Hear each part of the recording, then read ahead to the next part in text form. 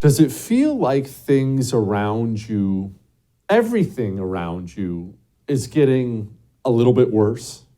Big things and little things. Does it feel like that? Does it feel like there are more incidents with, trains than we've ever had before?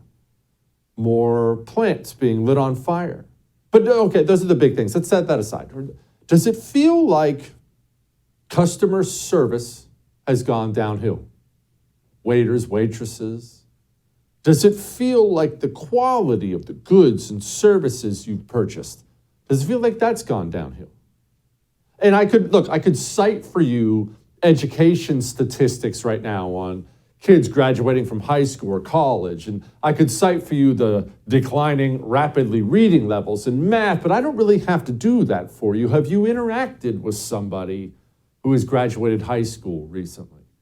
Does that strike you as somebody who is as ready and prepared for life as you were when you graduated high school? You feel it, don't you? I know you do, because everyone I talk to does, and I do. It feels like everything around you is dying, decaying a little bit. But why is that? Why does it feel like everything's dying? Because it is. Well, I'm going to explain why.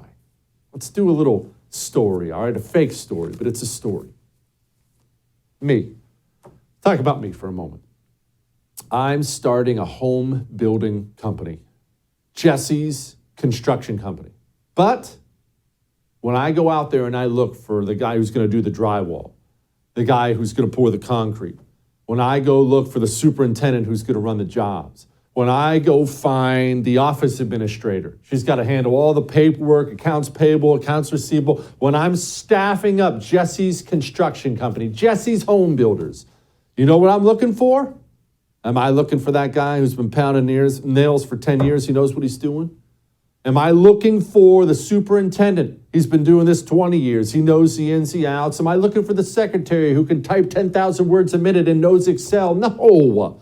You see, at Jesse's Home Builder, we focus on redheads. We only want to hire redheads. You see, historically, redheads have been underrepresented in the home building industry. And so when I field resumes and when I go through the interview process, I don't want to hear about your experience. Bring me the gingers. I only want workers who will burn in the sun. Here at Jesse's Ginger Home Builders, we are going to hire redheads here. Now, let me ask you something. I know it's kind of tongue-in-cheek, but over time, how would things go at my company if that was the reason I hired somebody? If I placed a priority on something that didn't have anything to do with the mission of my company, how would it go? Not well. How long before there were incidents on the job site beyond sunburn? How long before I had major company problems because I continued to hire people who weren't good at their jobs, but I was focused on the color of their hair? How quick would the product of Jesse's Ginger Home Builders, how quickly would it decay? It'd be quick, wouldn't it? Now, that stupid story I just told you that's obviously fake, expand that out to an entire nation. Because that is currently the stated, oftentimes written down policy of virtually every major institution in the United States of America. Not just the U.S. government, but most definitely there. From the U.S. government, corporations on down, over and over and over and over again, you will hear about diversity. Look how diverse we are. We're super diverse, bragging about how diverse we are. Why do we have a press secretary? Remember, the press secretary, her job is to be the voice of the administration.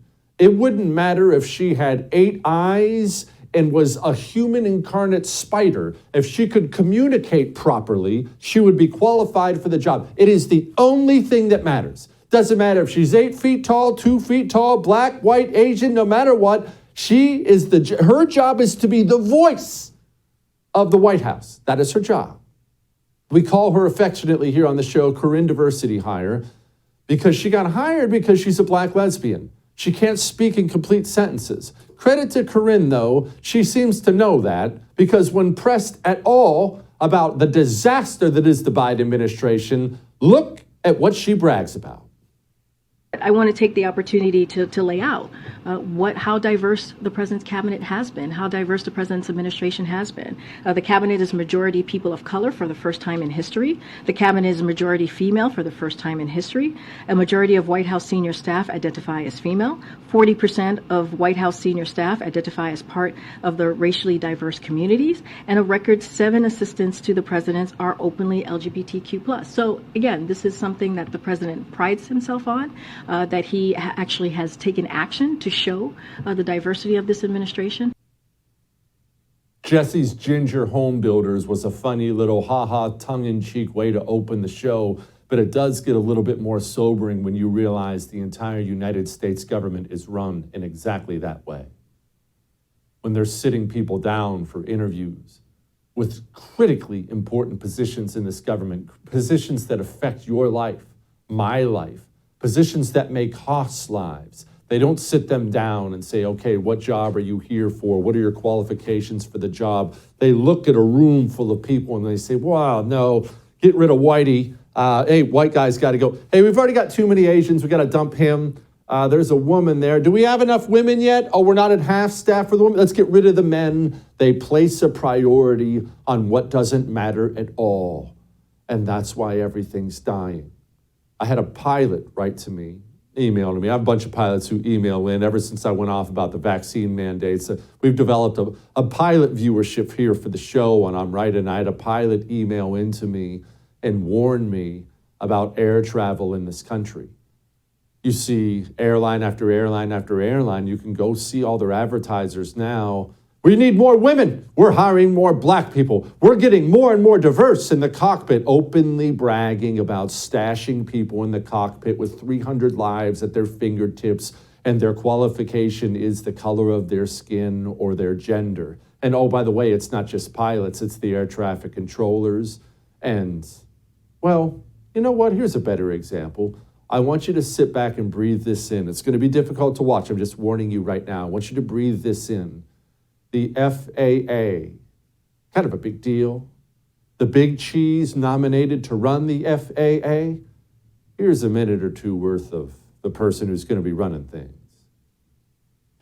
So, Mr. Washington, can you quickly tell me what airspace requires an ADS-B transponder? Not sure I can answer that question right now. So what are the 6 types of special use airspace that protect this national security that appear on FAA charts? Sorry, Senator, I cannot answer that question. Okay, so what are the operational limitations of a pilot flying under basic med? Senator, I'm not a pilot, so... So can you tell me what causes an aircraft to spin or to stall? Again, Senator, I'm not a pilot. The death of everything. And I want to be clear, because I could go through the reason the Rear Admiral Buttigieg was hired. I could go through all the Biden administration, but I want to make sure that I'm clear about this.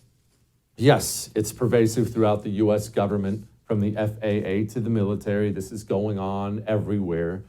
But this has infected the entire nation.